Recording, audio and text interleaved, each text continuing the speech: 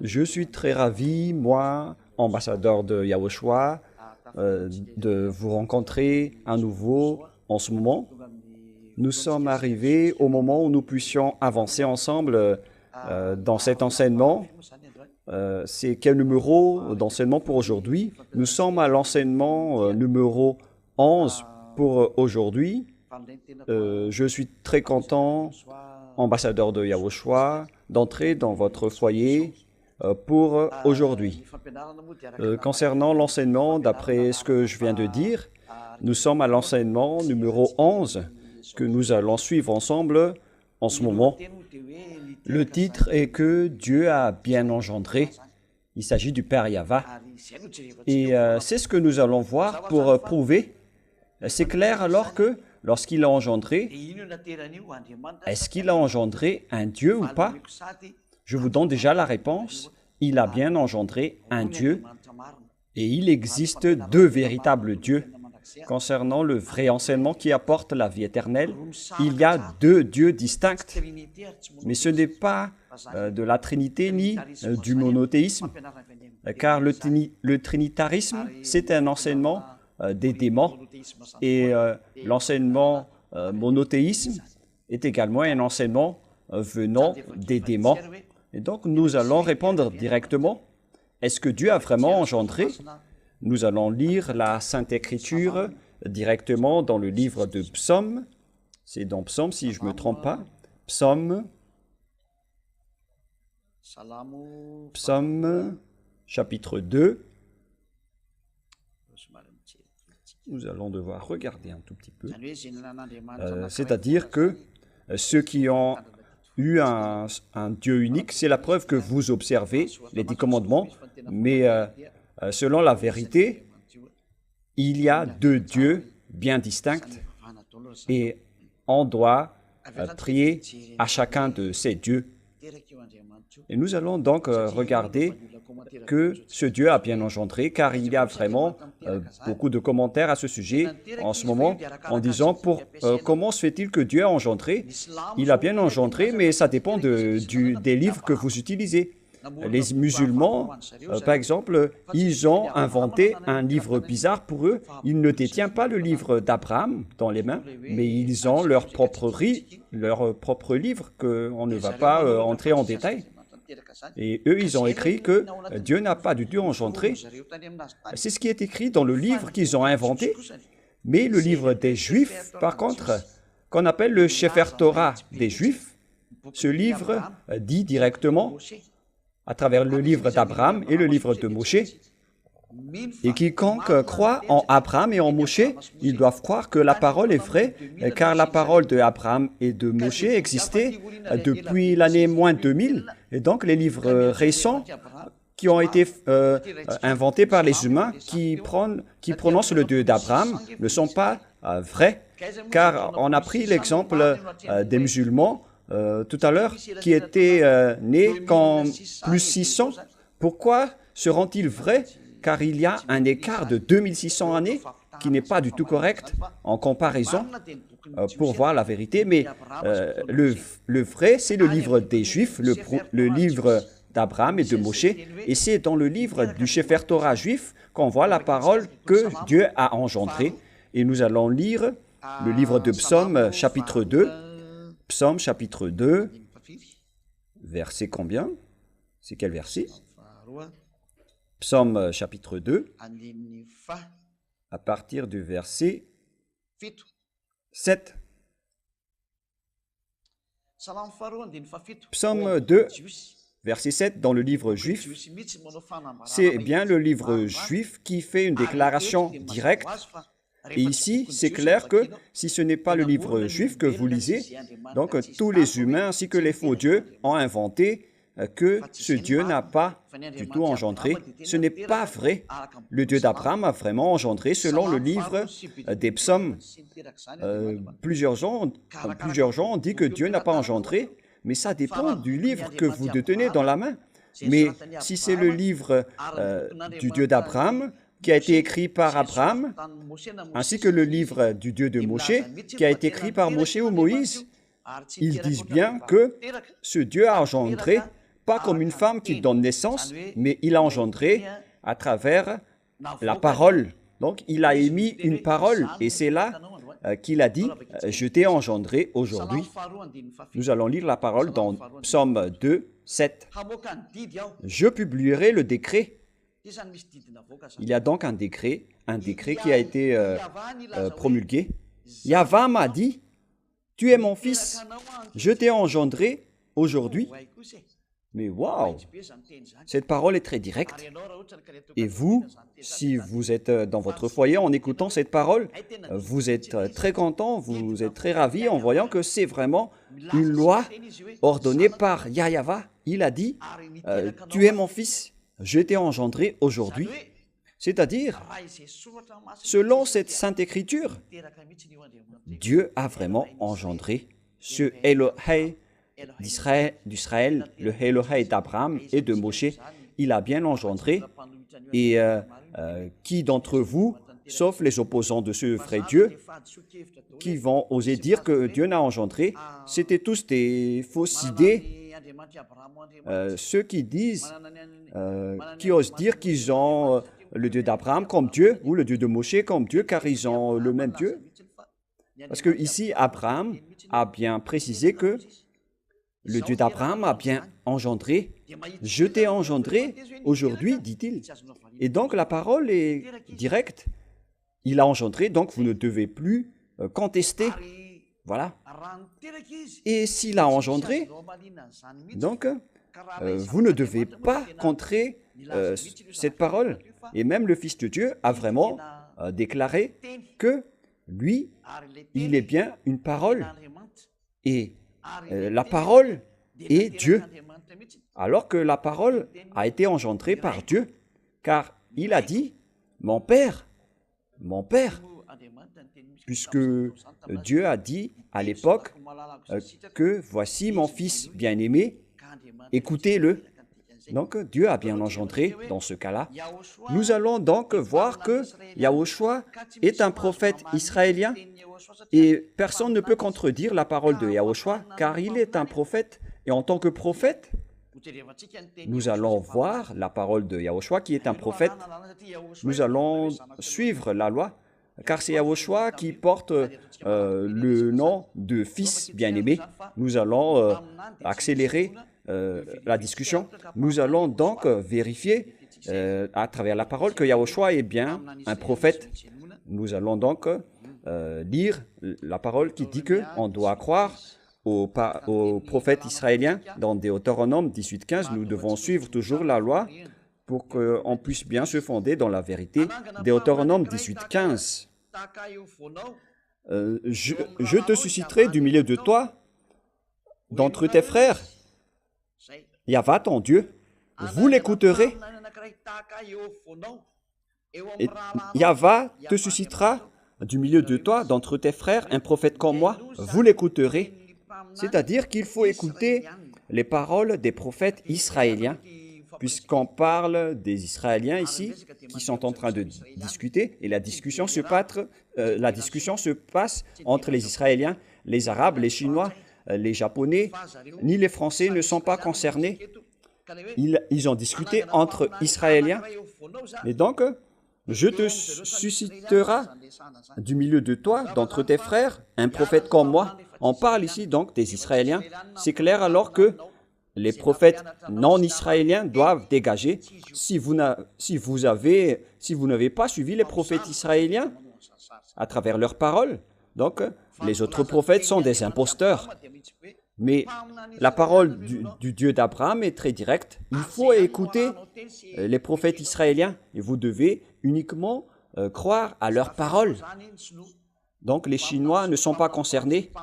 Les prophètes chinois, français, anglais, les prophètes américains, les prophètes japonais, vous n'êtes pas autorisés d'entrer dans ce sujet du prophète.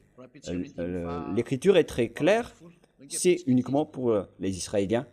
Nous allons rajouter la parole dans le verset 18 et 19. « Je leur susciterai du milieu de leurs frères un prophète comme toi. » Car on parle des frères israéliens ici.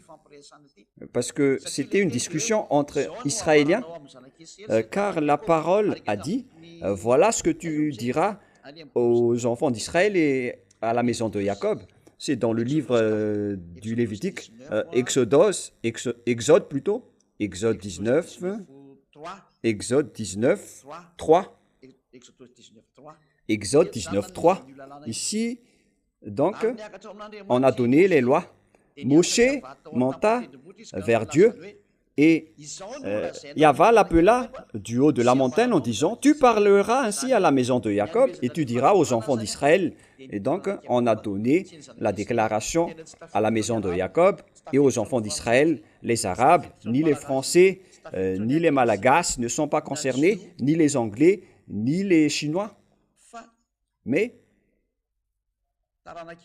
c'est seulement la maison de Jacob et les enfants d'Israël qui sont concernés, à qui on a donné la déclaration. Donc, ceux qui ont écouté d'autres déclarations, ce sont tous des faux. Vous avez fait des erreurs. Et nous allons donc voir la parole que dans le livre du Deutéronome 18, dans Deutéronome 18, on précise bien que c'est une discussion entre Israéliens qui s'est passée ici. Deutéronome 18, 15. C'est-à-dire que les Français, ni les Arabes, ni les Chinois, ni les Anglais, ni les Américains ne sont pas concernés, mais on doit écouter seulement les Israéliens. Nous allons relire le verset 18 et 19 pour glorifier le Père Yahva et Yahushua. « Je leur susciterai du milieu de leurs frères un prophète comme toi. Je mettrai mes paroles dans sa bouche et il leur dira tout ce que je lui commanderai. » C'est-à-dire, il y a donc ici une parole que le Père Yahva va les poser à eux, à travers ces prophètes, et cette parole va être transmise aux Israéliens. Et donc, il faut écouter ce prophète qui est un prophète israélien, qui porte la parole du Père Yahva. Et nous allons donc sauter et courir vers une autre parole, que c'est bien Yahushua qui est bien le Fils de Dieu, qui a bien été engendré par Dieu. Nous allons donc d'abord voir pourquoi il est un prophète. Car s'il n'est pas un prophète, donc ça ne marche pas. Et où est la parole qui prouve qu'il est un prophète? Nous allons regarder un peu cette parole qui prouve qu'il est bien un prophète. Patientez un peu.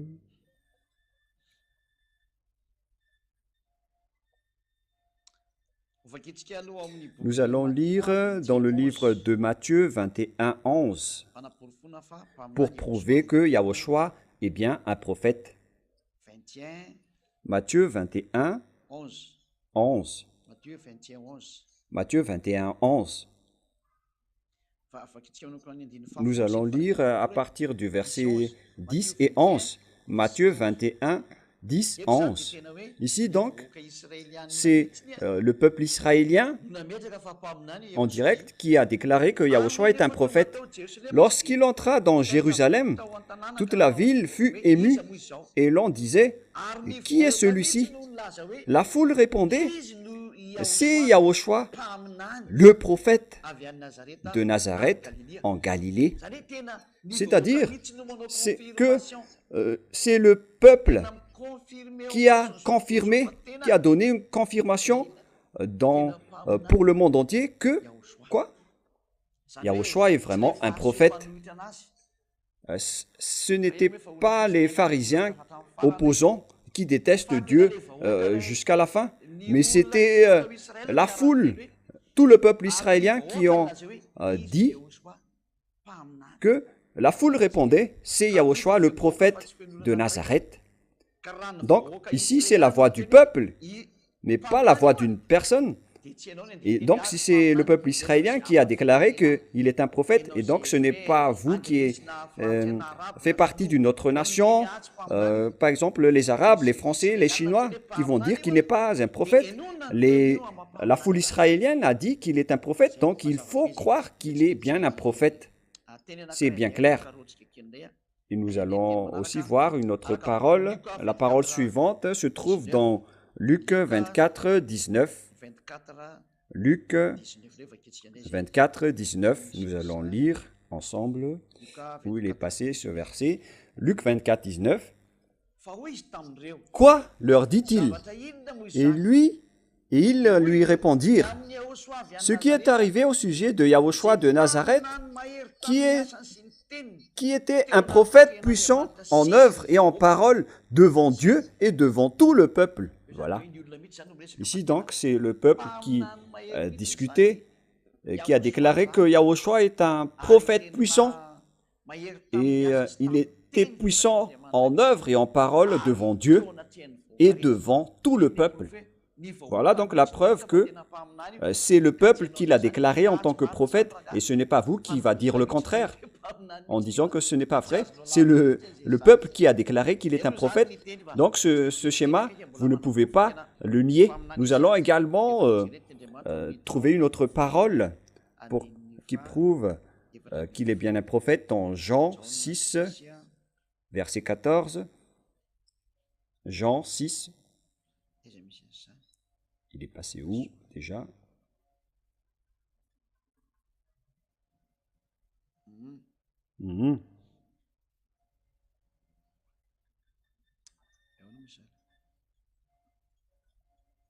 Comment on va faire?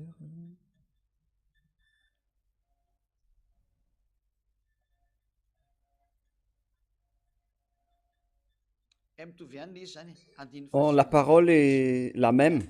C'est dans le verset 19.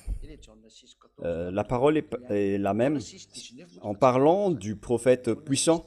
C'est dans Jean 6, 19, mais pas 14. Quoi leur dit-il? Et ils lui répondirent. Quoi leur dit-il? Et ils leur répondirent, ce qui est arrivé au sujet de Yahushua de Nazareth, qui était un prophète puissant en œuvre et en parole devant Dieu et devant tout le peuple. Ici, donc, la parole de Dieu précise bien que Yahushua est un prophète. Et Yahushua, donc, a dit, mon père, il a parlé de son père, il est bien le fils de son père. Il a donc bien été engendré par le Dieu Père. Et nous avons tous bien entendu la parole qui disait, voici mon fils bien-aimé, écoutez-le. C'était une voix venant du ciel des cieux qui se trouve dans le livre de Yahushua.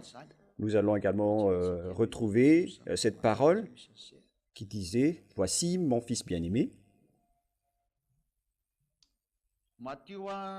Matthieu 3, 17. Nous allons regarder directement. Matthieu 3, 17. Et voici une voix fit entendre des cieux ces paroles. Celui-ci est mon fils bien-aimé en qui j'ai donné et mis toute mon affection. Voilà de 1. Il y a une parole descendue directe en Yahushua qui le confirmait qu'il est un fils de Dieu au moment où il a été baptisé. Nous allons encore regarder une autre parole qui parle de ce sujet dans Matthieu 17, 5. Matthieu 17, 5. Comme il parlait encore, une nuée lumineuse les couvrit, et voici une voix fit entendre dans la nuée ces paroles. Celui-ci est mon fils bien-aimé, écoutez-le. Il y avait eu une loi venant du Père Yahva, une voix venant du ciel des cieux, qui disait, voici mon fils bien-aimé, que j'ai mis toute mon affection, écoutez-le. Et les personnes qui étaient à côté de Yahushua ont tout entendu.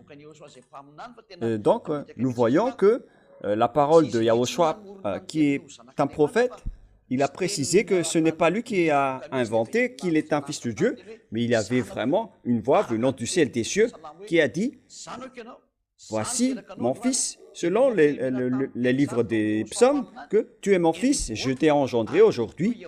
Et ça a été confirmé par le peuple que Yahushua est vraiment un fils de Dieu, selon Jean 12, Jean 12, 49, 50.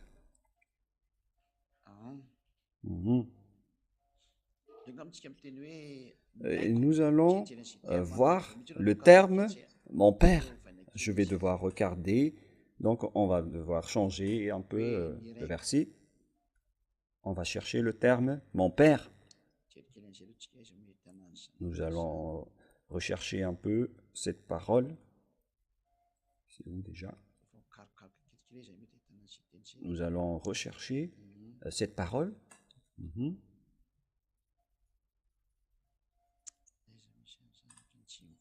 Il est passé où déjà? On dirait que l'image ne sort pas. Voilà.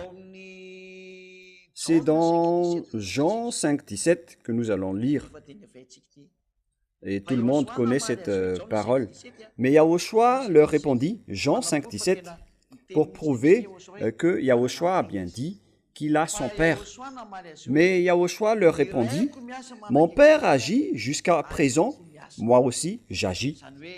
C'est-à-dire qu'il a vraiment son propre Père, qui n'est autre que celui qui a dit que tu es mon fils, je t'ai engendré pour aujourd'hui. Voilà donc pour cette preuve. Et nous allons regarder une autre parole maintenant, car là c'est bien clair que il agit. Il a dit, mon Père agit, et lui aussi il agit. Ils ont donc des travaux communs selon cette image. Et d'après cette parole que nous avons vue, donc la structure de la parole est donc bien claire que Yahushua est vraiment le Fils du Très-Haut. Et il a été engendré par quoi? Et Yahushua a expliqué qu'il a été engendré par la parole. Il était en Dieu.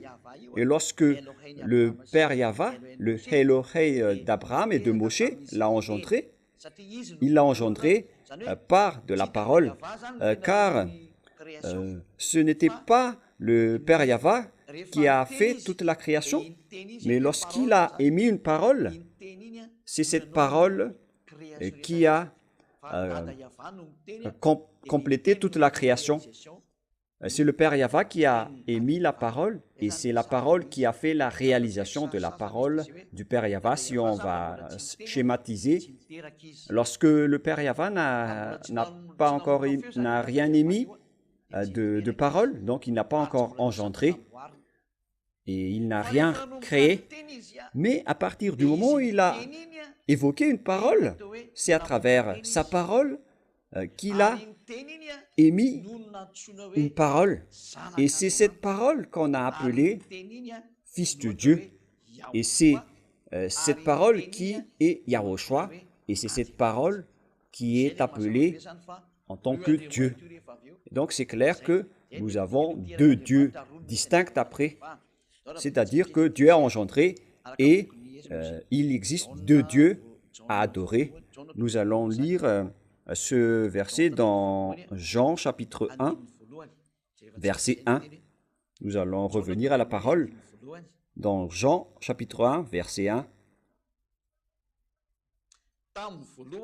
Au commencement était la parole, et la parole était avec Dieu, et la parole était Dieu. Là, vous voyez bien que ce Dieu, quand il a parlé, au commencement était la parole, et la parole était avec Dieu, et la parole était Dieu. Donc, cette parole qui était sortie de ce Dieu, c'est aussi un Dieu. Et donc, la parole était avec Dieu au commencement.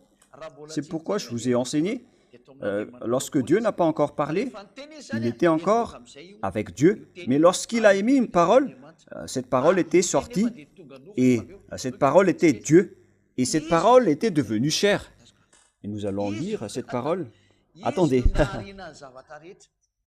Toutes choses ont été faites par elle, et rien de ce qui a été fait n'a été fait sans elle. Voilà. Donc c'est cette parole, ou bien Yahushua, c'est à travers elle qu'on a créé toutes choses. Elle était donc l'outil que le Père Yahva a utilisé en tant que créateur pour créer toutes les choses. Mais sans elle, rien n'a été fait. Donc, c'est cette parole que le Père Yahva a utilisée. C'est la parole de Yahushua aussi qu'on a fait porter aux disciples à l'époque. Et les disciples ont expliqué la parole de Yahushua. Et verset 14, Et la parole a été faite chair, et elle a habité parmi nous, dans Jean 1, 14. Et la parole a été faite chair, et elle a habité parmi nous. La voilà. Elle a habité parmi nous, pleine de grâce et de vérité, et nous avons contemplé sa gloire, une gloire comme la gloire du Fils unique venu du Père. Nous allons relire avec une autre version, car cette version est un peu compliquée. Toujours dans Jean. L'autre version, Malagas, était un peu bizarre. Jean chapitre 1, verset 14. Et la parole a été faite chair, et elle a habité parmi nous, pleine de grâce et de vérité, et nous avons contemplé sa gloire, une gloire comme la gloire du Fils unique venu du Père. On parle donc ici du Fils unique venu du Père. C'est le Fils unique de son Père, d'après cette parole, plein de grâce et de vérité. Et nous avons contemplé sa gloire, une gloire comme la gloire du Fils unique venu du Père. Donc Yahushua est vraiment le Fils unique de son Père. Il est le Fils unique du Père Yahva. Il a été engendré par le Père Yahva et il est bien le Fils unique de son Père. Et donc, sa grâce ainsi que sa gloire, ce sont des choses que son Père lui a données. Il est vraiment donc le Fils unique venu du Père. Donc ici, on voit bien que c'est Yahushua qui a été dit par la Sainte Écriture comme un Fils de Dieu. Il est donc le Fils unique. C'est clair alors que c'est un prophète qui déclare ici qu'il est un Fils de Dieu. C'est dans la Sainte Écriture. C'est Yahushua qui a dit cela. Les historiens ont dit cela. La voix du ciel des cieux a dit cela. Le livre juif et le Sefer Torah ont dit la même chose. Et donc, si vous niez tout cela, sachez que vous êtes le diable. Vous niez la parole du Dieu d'Abraham, la parole du Dieu de Moshe qui s'appelle Yahva. Donc, réfléchissez pour vous qui dites que Dieu n'a pas engendré. La Sainte Écriture venant des prophètes israéliens prouve bien que Dieu a bien engendré. Et c'est la Sainte Écriture juive qui prouve que Dieu a engendré. Et s'il a engendré, donc, vous ne devrez plus le nier. Et son Fils, nous avons bien vu qu'il est un Dieu et la parole était Dieu. Oui, passez ce verset déjà. Jean chapitre 1, verset 1. Au commencement était la parole, et la parole était avec Dieu, et la parole était Dieu. Celle-ci est vraiment directe. La parole était Dieu. Et donc, cette parole qui était Dieu, on précise bien que s'il était Dieu, ce n'était pas après l'arrivée de Yahushua, mais il était bien un Dieu depuis longtemps. C'est écrit dans le livre des psaumes. Psaume, où il est passé déjà?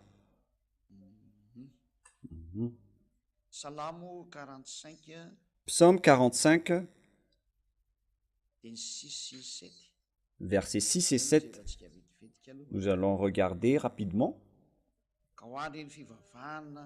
Et donc pour les religions qui font fausse route, qui disent que Dieu n'a pas engendré, ce livre n'appartient pas du tout au Dieu d'Abraham.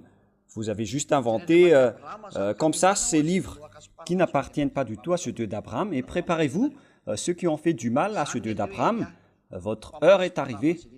Voilà Elia, il détruit et anéantit ceux qui ont fait du mal au Père Yahva. Et vous allez dire, est-ce que vous arriverez à le faire tout seul? On verra la suite. Je ne suis pas seul. Psaume 45. Verset combien? J'ai dit tout à l'heure, déjà.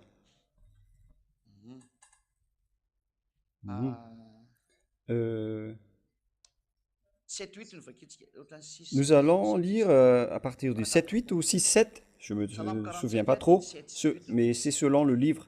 Psaume 45, 7 et 8. Ton trône, ô Dieu, est à toujours. Les sceptres de ton règne est un sceptre d'équité. On appelle donc un Dieu celui qui est assis sur son trône. Celui qui est assis sur son trône est un Dieu. Tu aimes la justice et tu es la méchanceté. C'est pourquoi, ô Dieu, ton Dieu, t'a oint d'une huile de joie par privilège sur tes collègues. Ce Dieu qui est assis sur son trône, ici donc les gens, il a aussi un Dieu qui l'a oint d'huile. Donc lui, comme moi, il est assis sur son trône. Mais ici, on parle de Yahushua. Et après, l'autre Dieu s'est levé et il l'a oint d'une huile, car moi, je suis son fils. Voilà ce que ça veut dire, cette parole. C'est-à-dire, donc, que c'était à l'époque des psaumes, c'était bien longtemps, qu'il y a eu la déclaration qu'il existe deux dieux distincts. Ce n'est pas une invention. Donc, les monothéismes, les trinitarismes sont faux, sont absolument faux, parce qu'ils restent dans le système des 10 commandements, parce que voilà la preuve. Dieu a sorti une loi comme quoi son Fils est également un Dieu. Et après l'arrivée de son Fils, les 10 commandements ont été abolis, car cela a nié le Dieu unique dans les 10 commandements, car avec les 10 commandements, c'était Dieu Yahva qui était le seul Dieu, mais lorsqu'il était en colère, il a précisé une parole comme quoi « Je t'ai engendré aujourd'hui » et son Fils, il appelait « Oh, mon Dieu, ton trône est très magnifique, etc. » Et « Oh Dieu qui est ton Dieu », nous allons également lire cette parole en une version française. Et donc ici, c'est bien clair qu'il y a deux dieux distincts, ce qui prouve que le trinitarisme est un enseignement du diable. C'est un enseignement venant du diable. Ou encore le monothéisme. Ça vient aussi du diable, car l'autre Dieu oint l'huile et l'autre Dieu reçoivent l'huile. Comment ils vont être les mêmes? Nous allons les faire en images. C'était psaume combien déjà? 45, 7, 8. 45, 7, 8. Tu aimes la justice.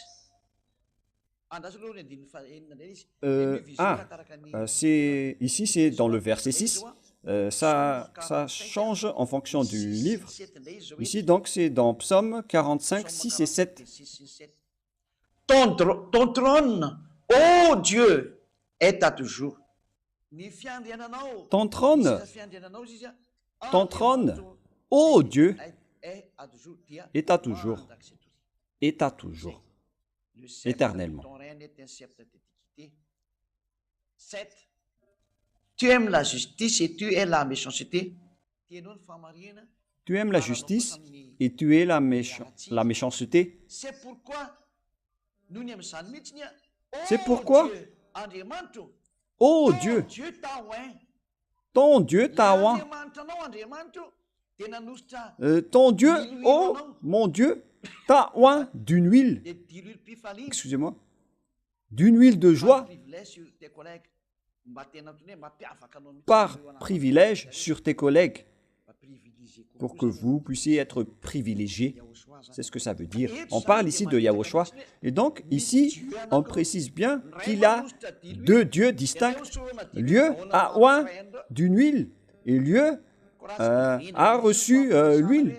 Et comment se fait-il qu'ils sont un? Mais on n'est pas bête. Même le livre des psaumes déclare qu'ils sont deux dieux. Et qu'est-ce que vous allez encore faire? C'est pourquoi vos enseignements venant de Jésus et de Jésus viennent du diable. On n'est pas encore dans le Nouveau Testament et on voit déjà qu'il y a deux dieux distincts. Est-ce que vous allez contredire la parole des psaumes? Nous allons faire en image. Et réfléchissez bien la prochaine fois. N'argumentez plus devant la vérité. Si vous êtes convaincu, faites-vous baptiser. Il faut que vous soyez baptisés par Elia en 2026. Et vous allez dire, ça va encore être longtemps. Mais si vous allez mourir avant, moi je vous ai donné une solution, inscrivez votre nom au baptême dans le royaume de Yahushua, et c'est déjà mieux. Voilà la vérité. Nous allons donc mettre en image, voilà le trône, et quelqu'un est assis dessus. Et nous allons mettre ici le Fils de Dieu, le Fils du Très-Haut, le voilà. Nous ne sommes pas vraiment spécialistes du dessin, mais on va faire à peu près. Voilà le Fils du Très-Haut que vous pouvez voir en image. Et ici donc, il y a un Dieu qui se met debout, qui est son Père. Voilà son Père qu'on va dessiner en plus grand. Voilà. Et celui-là, il a pris une huile, il a pris de l'huile qu'il a posée par terre. Et après, il a oint sur la tête de son fils. Comment se fait-il que ces deux dieux sont un? Car l'autre a oint de l'huile et l'autre a reçu l'huile. Comment se fait-il qu'ils sont un? Mais on n'est pas bête, même les aveugles vont dire que ce sont deux dieux. Mais ceux qui disent qu'ils voient bien, ils sont devenus aveugles à l'avance. Parce que même l'image ici précise qu'il y a deux dieux. Et c'est également prouvé par le livre des psaumes. C'est la preuve que lorsque le Père Yahva est en colère, il a quitté les 10 commandements. Et après, il a déclaré qu'il y a deux dieux. C'est lui-même qui l'a déclaré. La preuve, il a abandonné les 10 commandements et les lois de Moshe. C'est ce que nous voyons dans Ésaïe 66:3 en disant « Celui qui immole un bœuf est comme celui qui tuerait un homme, celui qui sacrifie un agneau est comme celui qui rompait la nuque à un chien, etc. » Dieu a donc prouvé que vous allez être en guerre avec moi si vous continuez encore ce schéma. Et il a dit, je vous conseille de quitter cette image qui n'est plus convenable. Voilà donc la parole directe pour vous dire qu'il y a deux dieux bien distincts. Voilà. Pour prouver donc qu'il y a deux dieux qu'on doit adorer. Nous allons donc entrer dans la preuve qu'il y a deux dieux qu'on doit adorer, mais pas un Dieu unique, comme dans le monothéisme et dans le trinitarisme. Et nous allons voir dans le Nouveau Testament qu'il y a deux dieux distincts. Quelle est la raison? Le Père Yahva a dit qu'il est immortel, il vit éternellement. Le Fils de Dieu, par contre, il était déjà mort, selon lui. Et comment se fait-il qu'il soit pareil, eux deux, à ce sujet-là? Et la Sainte Écriture dit bien que Dieu n'est pas un homme pour mentir, ni un fils de l'homme pour se repentir. Le Père Yahva n'est pas un fils de l'homme, alors que son fils était bien un fils de l'homme. Nous allons voir ce schéma qui distingue eux deux. Donc, non, le Dieu Père n'est pas du tout le Dieu Fils. Nous allons voir également la Sainte Écriture dans le livre d'Apocalypse.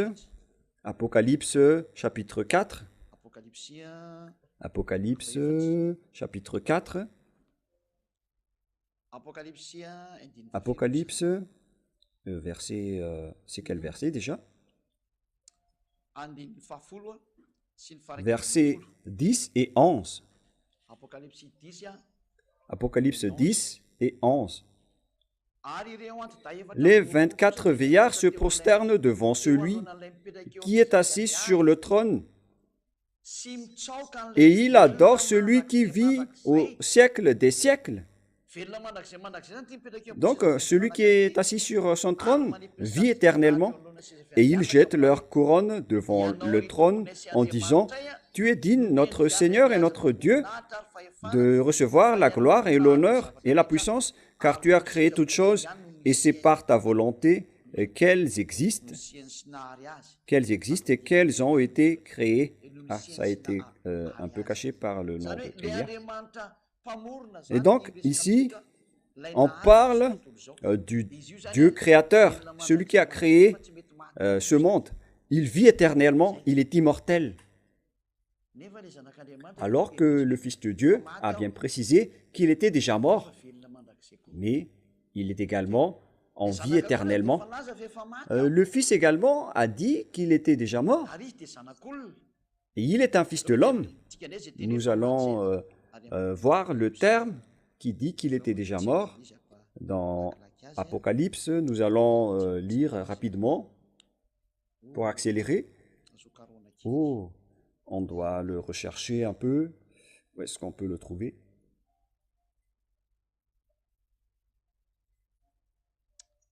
Apocalypse 1.18. Apocalypse 1.18. Vous pouvez afficher.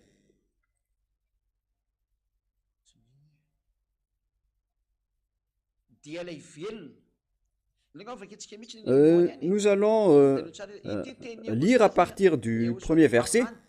On parle ici de la parole de Yahushua le prophète. Lorsqu'il était déjà monté au ciel des cieux, il a fait cette révélation. Il était déjà dans sa gloire. Donc nous allons lire intégralement l'Apocalypse 1. 1.13. Nous allons lire jusqu'au verset 18. Et au milieu de sept chandeliers, quelqu'un qui ressemblait à un fils de l'homme, vêtu d'une longue robe. On parle ici donc du fils de l'homme, vêtu d'une longue robe et ayant une ceinture d'or sur la poitrine. Sa tête et ses cheveux étaient blancs comme de la laine, blanche comme de la neige, et ses yeux étaient comme une flamme de feu. Ses pieds étaient comme semblables à de l'airain ardent, comme s'il eût embrassé dans une fournaise, et sa voix était comme le bruit de grandes eaux. Il avait dans sa main droite 7 étoiles. De sa bouche sortait une épée aiguë à 2 tranchants, et son visage était comme le soleil lorsqu'il brille dans sa force. Quand je le vis, je tombai à ses pieds comme mort. Il posa sur moi sa main droite en disant « Ne crains point ». Ici donc le Père Yahva est également précisé qu'il est le premier et le dernier. Mais voilà la différence. Et le vivant, j'étais mort. Et voici, je suis vivant au siècle des siècles. Je vous pose la question, ce fils de l'homme, il était déjà mort. Mais à quel moment le Père Yahva était mort? Car la Sainte Écriture précise que le Dieu Père Yahva, il vit éternellement, il est immortel. Mais le Fils de Dieu, par contre, il précise qu'il était déjà mort. On parle de Yahushua ici. Et si Yahushua a dit qu'il était déjà mort, donc il n'est pas du tout le Père Yahva. On ne peut pas mélanger ces deux dieux. Ce qui les mélange et le diable en direct. Ne les suivez plus, mais gare à vous, si vous voulez les suivre, tant pis pour vous. Si vous voulez vous jeter en enfer, alors assumez les conséquences.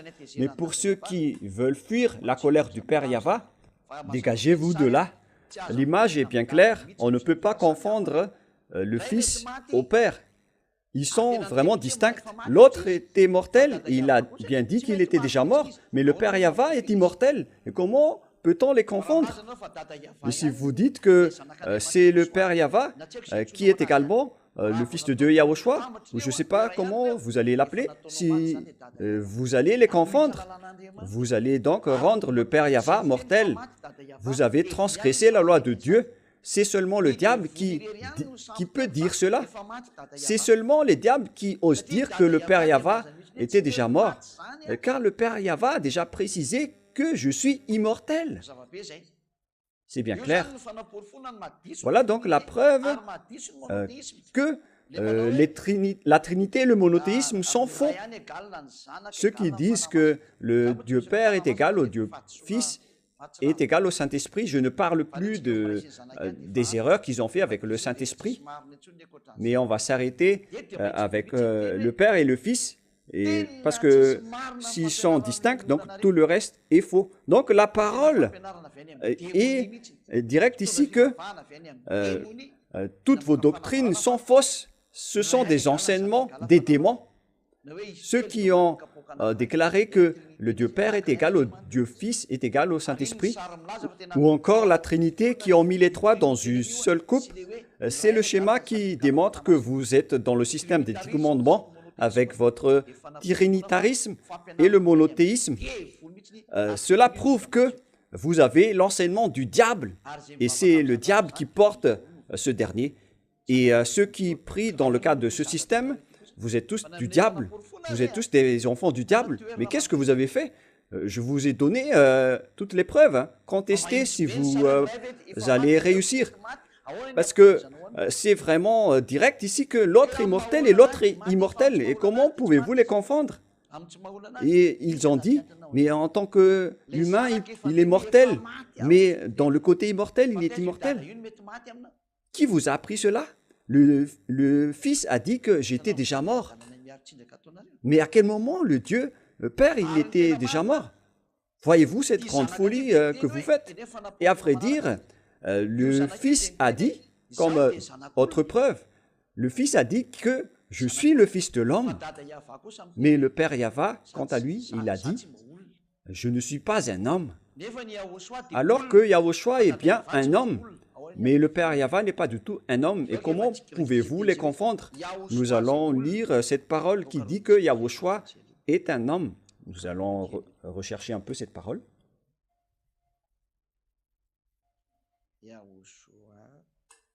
Yahushua. C'est dans le livre de Timothée, si je ne me trompe pas. On va la préciser. Oui, il est passé déjà. On va retourner un peu.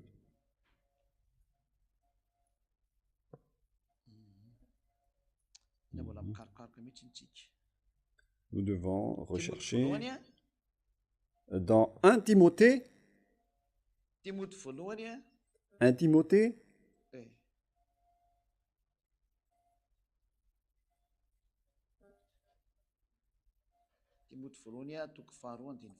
Un Timothée, chapitre 1, verset 5, si je ne me trompe pas. Verset combien? Nous allons regarder un peu. 1 Timothée, chapitre 2. Voilà. 1 Timothée 2, 5. Car il y a un seul Dieu et aussi un seul médiateur entre Dieu et les hommes, Yahushua, qui est un homme. C'est vraiment direct. Yahushua est un homme. Et nous allons lire avec une autre version pour prouver que Yahushua était bien un homme. C'était 1 Timothée 2, 5, déjà les enfants. Nous allons lire ce verset avec une autre version. 1 Timothée 2, 5. Car il y a un seul Dieu et aussi un seul médiateur entre Dieu et les hommes, c'est Yahushua qui est un homme. Yahushua, donc ici, est bien un homme, alors que nous voyons bien, selon la parole du Père Yahva, qu'il n'est pas un homme. Et comment vous allez le confondre avec Yahushua qui était un homme? Nous allons également lire le livre des Nombres. Nombres. Nombres dans la Bible catholique. Nombres 19, 23, peut-être. Nombre 23, Nombre 19. Nombre 19. Mais où il est passé? On dirait que je ne le vois plus. C'est peut-être 23, 19. Nous allons regarder celui-ci. Voilà. Nombre 23, 19 dans la Bible catholique romaine. Nombre 23, 19. Dieu n'est point un homme pour mentir.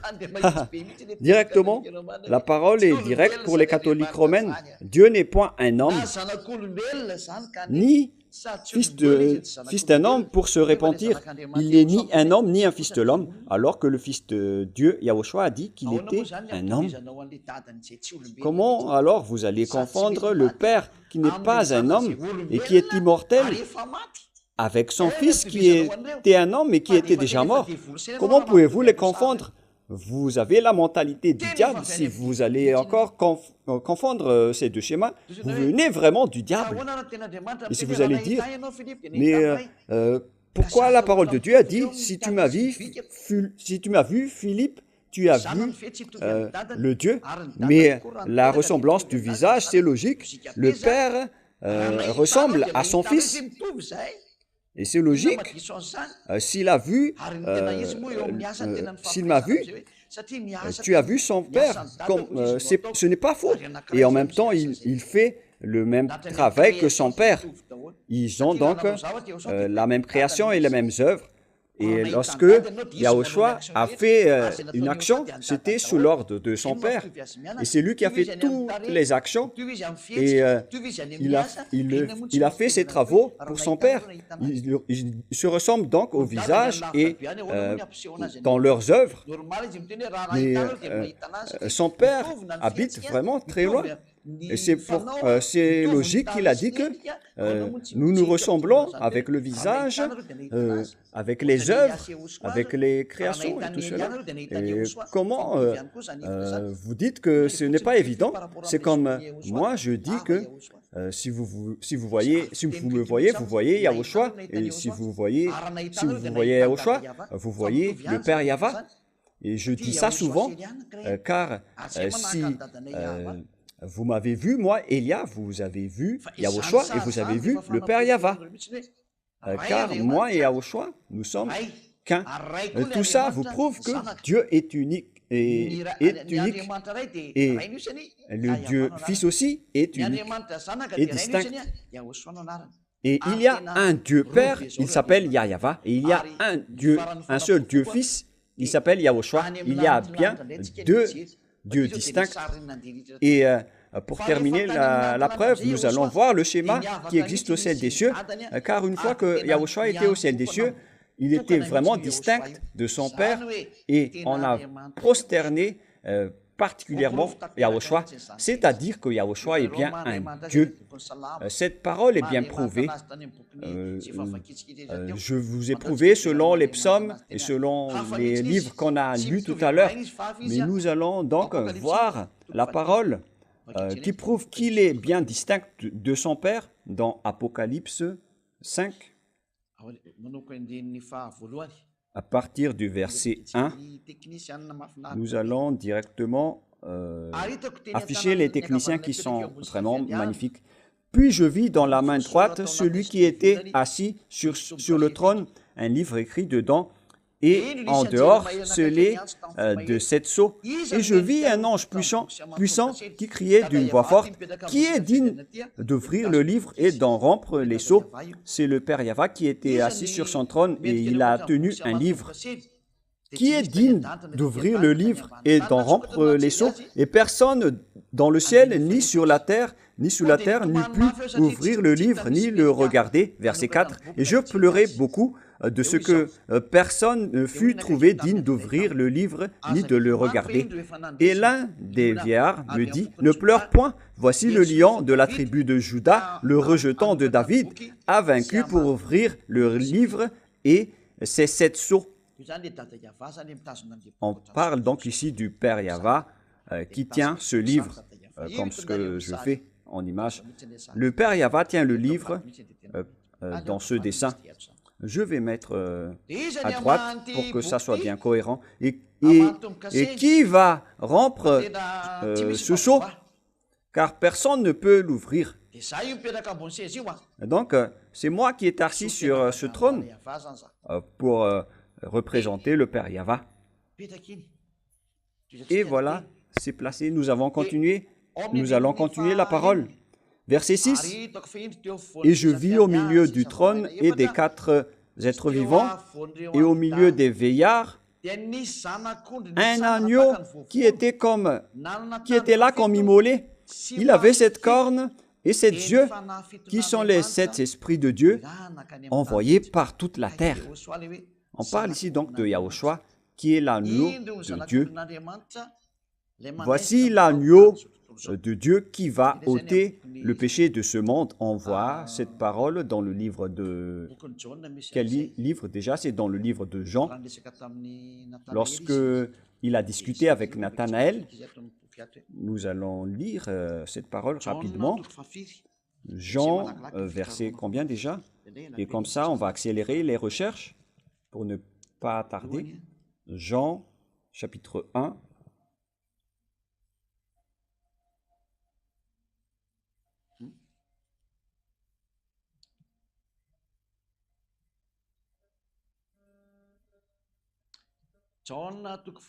Jean, chapitre 1, à partir du verset, de quel verset? C'est à partir du verset 23 peut-être.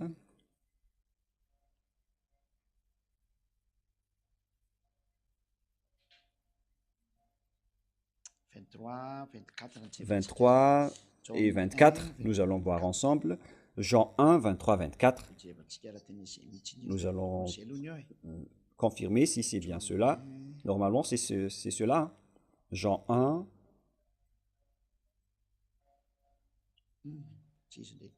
Non, on dirait que ce n'est pas ça. Nous avons fait une erreur à ce sujet. Nous allons donc rechercher un peu. Non, cette parole n'est pas convenable. Qui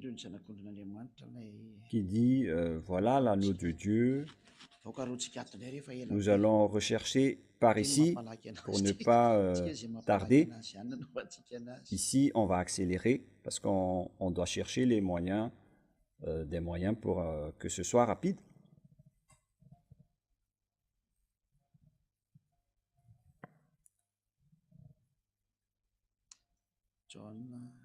Jean, non, mais j'avais raison. En fait, c'est 29, mais pas 23. Jean 1, 29. Jean 1, 29, nous allons lire ensemble.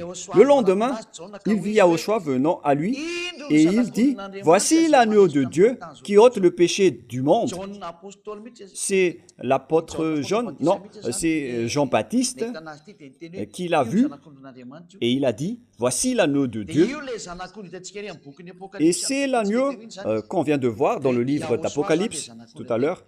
C'est Yahushua qui est l'agneau dans le livre d'Apocalypse. Dans Apocalypse 5, verset, combien déjà? Ah, où est passé ce verset? À partir du verset, de quel verset déjà? Verset 6. Et je vis au milieu du trône et des quatre êtres vivants et au milieu des vieillards un agneau qui était là. C'était Yahushua, comme immolé. C'était Yahushua qu'on a vu dans le livre de Jean. Verset 7, il vint et il prit le livre de la main droite de celui qui était assis sur le trône. Donc c'est Yahushua qui a pris ce livre, qu'il a pris des mains de son Père. Et donc si je m'assois ici et un autre prend ce livre, comment vous allez dire que c'est moi-même qui a pris ce livre? Mais c'était vraiment un film qui s'est passé au ciel des cieux, dans ce cas-là, c'est-à-dire un mensonge. Mais celui qui est assis sur son trône, qui tenait le livre, est bien distinct, différent de celui qui a pris le livre. C'est Yahushua qui a pris le livre. Il est un autre personnage par rapport au Père qui est assis sur le trône. Le Fils est bien distinct du Père qui était assis sur son trône. Et le Fils a pris le livre des mains de son Père. Il est bien distinct dans ce cas. Qu'est-ce qui se passe donc? On voit bien qu'il y a deux dieux bien distincts jusqu'au ciel des cieux. Moi, je vous dis directement qu'au ciel des cieux, il y a deux dieux qu'on doit adorer. Nous allons continuer dans le verset 8. Quand il eut pris le livre, les quatre êtres vivants et les 24 vieillards se prosternent devant l'agneau. Ils se sont prosternés devant l'agneau, tenant chacun une harpe et des coupes d'or remplies de parfums, qui sont les prières des saints. Ici, donc, ils ont fait des prières à l'agneau avec des prosternements. Ils se sont prosternés devant l'agneau, notamment les 4 êtres vivants ainsi que les 24 vieillards, tenant chacun une harpe et des coupes d'or remplies de parfums, qui sont les prières des saints. Et donc, ces êtres étaient là pour prier. Voilà ce que ça veut dire. C'est bien clair alors qu'on a prié Yahushua. Donc, quand Yahushua était revenu au ciel des cieux, et c'était devant le Père Yahva qu'on a démontré, qu'on a montré qu'on a adoré, on a prié Yahushua. Cet enseignement est vraiment très clair. Et nous allons regarder notre parole dans Apocalypse 1, combien déjà? Apocalypse 1, 8, voilà. Apocalypse 1, 8, que nous allons lire. Apocalypse 1, 8. 5, 8, en fait, les techniciens, vous ne rectifiez pas non plus, vous êtes étourdis. Quand il eut pris le livre, quand il lui prit le livre, les 4 êtres vivants et les 24 vieillards se prosternèrent devant l'agneau, tenant chacun une harpe et des coupes d'eau remplies de parfums, qui sont les prières des saints.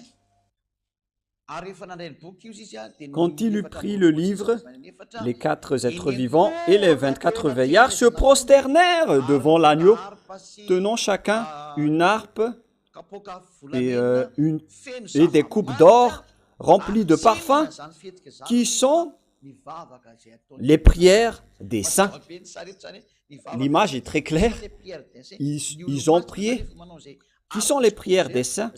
Les saints, donc, lorsqu'ils tiennent une harpe et des coupes, lorsqu'ils font ce geste en se prosternant, c'est-à-dire qu'ils sont en train de prier. C'est bien clair, donc, que le schéma qu'on a vu dans l'Apocalypse 5, verset 8, précise bien que Yahushua est bien un Dieu qu'on a adoré et qu'on a prosterné. Et ceux qui ne prient pas en lui est le diable. Le schéma est donc clair que Yahushua est un Dieu qu'on adore. Il y a donc 2 dieux bien distincts. Les autres sont tous faux. Ce sont des enseignements du diable qui ont dénigré Yahushua. Mais Yahushua, même si il est un Dieu qu'on doit prosterner, il n'est pas plus grand que son Père. Son Père est toujours supérieur et Élia confirme cela. Le premier, c'est le Père Yahva. Ensuite, c'est Yahushua. Voilà les 2 seuls dieux qu'on prie au ciel des cieux. Et ceux qui sont sur la terre suivent cela. On va faire revenir cette gloire. C'est le rôle de Élia de la faire revenir et je vais tout faire pour y arriver. On va faire revenir au Père Yahva sa gloire, mais non plus à ces faux dieux. Le moment de les anéantir est arrivé et je vais vraiment les anéantir. Voilà Élia, si vous ne connaissez pas, vous allez dire comment vous allez les anéantir. Moi, je ne suis pas seul. Hein. Moi, je suis avec mon Père qui soutient ce travail et je vais l'accomplir et je vais vraiment l'accomplir. Gloire au Père Yahva. Voilà, pour terminer, il y a 2 dieux. Ce Dieu a engendré, tout a été répandu. Soyez décisifs, faites-vous baptiser si vous êtes convaincus et ne trichez pas. Comment vous allez tricher tout cela? Mais vous n'avez même pas honte devant ce Dieu. Vous n'avez pas peur dans votre cœur et dans votre esprit pour encore voler toutes ces paroles, au lieu de vous repentir. Le conseil de Élia, si vous ne voulez pas être jeté en enfer et si vous ne voulez pas avoir la grande colère, inscrivez vos noms dans le baptême si vous êtes convaincus. Prions ensemble. Gloire à toi, Père Yahva. Merci infiniment pour ces paroles. Nous sommes très ravis d'entendre ta bonté. Tu nous enseignes la vérité. Gloire à toi, Père Yahva. Bénis cette parole pour que les gens la comprennent. Bénis cette parole pour que les gens la comprennent bien, pour qu'ils reconnaissent que cet enseignement est amour, pour que les gens se tournent vers toi. Et Élia te demande que les Saint-Esprit travaillent pour attirer le monde entier, pour écouter cet enseignement que Élia a déjà enseigné, pour convaincre les gens, pour se tourner vers toi, pour aller en Yahushua, à travers Élia que tu as envoyé sur cette terre. Il faut, faites en sorte que les âmes qui cherchent le salut soient avec moi. Père, le moment de l'anéantissement est arrivé, le moment de la destruction est arrivé. Alors, sauve rapidement ceux qu'on doit délivrer, Père. Merci infiniment pour toutes ces paroles qui sauvent ceux qui ont écouté pour qu'ils reviennent vers toi. Au nom de toi, Yahushua, je fais toutes ces prières. Alléluia. Amen. Je vous souhaite à tous d'être bénis par Yahushua. À notre prochain enseignement. Au revoir tout le monde.